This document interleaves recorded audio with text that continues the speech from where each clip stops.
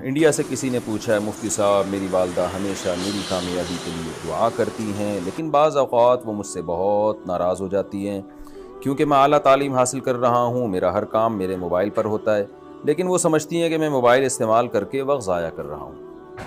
اور جب میں بحث کرتا ہوں تو وہ مجھ پر لعنت بھیجتی ہیں تم کامیاب نہ ہو وغیرہ وغیرہ۔ کیا ایسی دعا قبول ہوگی؟ یعنی بد دعا قبول ہوتی ہے کیونکہ میں اس کی وجہ سے بہت افسردہ ہوں۔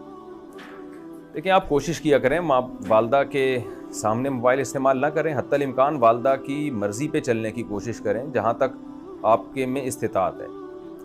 تو اس کے باوجود بھی والدہ بد دعا دیتی ہیں تو یہ غلط ہے، والدہ کو ایسا نہیں کرنا چاہیے، اور آپ اللہ سے دعا کیا کریں کہ اللہ والدہ کی بد دعا سے کے اثر سے مجھے بچا، کیونکہ ماں باپ کی بد دعائیں بھی بہت لگنے کا زیادہ امکان ہوتا ہے اور دعائیں لگنے کا امکان بھی زیادہ ہوتا ہے، تو احتیاط کریں اس میں۔ اپنی کوشش کے باوجود پھر مائیں اگر بد دعا دے رہی ہیں تو اللہ سے امید کی جا سکتی ہے انشاءاللہ وہ بد دعا نہیں لگے گی، لیکن آپ کی والدہ کو بھی سوچنا چاہیے، یا جتنی بھی مائیں ہیں، حدیث میں آتا ہے کہ خواتین جو جہنم میں جائیں گی اس کی ایک بہت بڑی وجہ ہے تکثرن اللعن،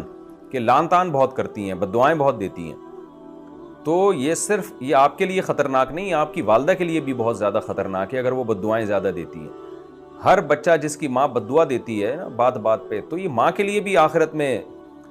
نقصان کا سبب بن سکتی ہے یہ چیز۔ اللہ تعالیٰ پکڑیں گے کہ تم کیوں اولاد کو بد دعائیں دے رہے تھے، اور کیا اس نے ایسا کیا کر لیا تھا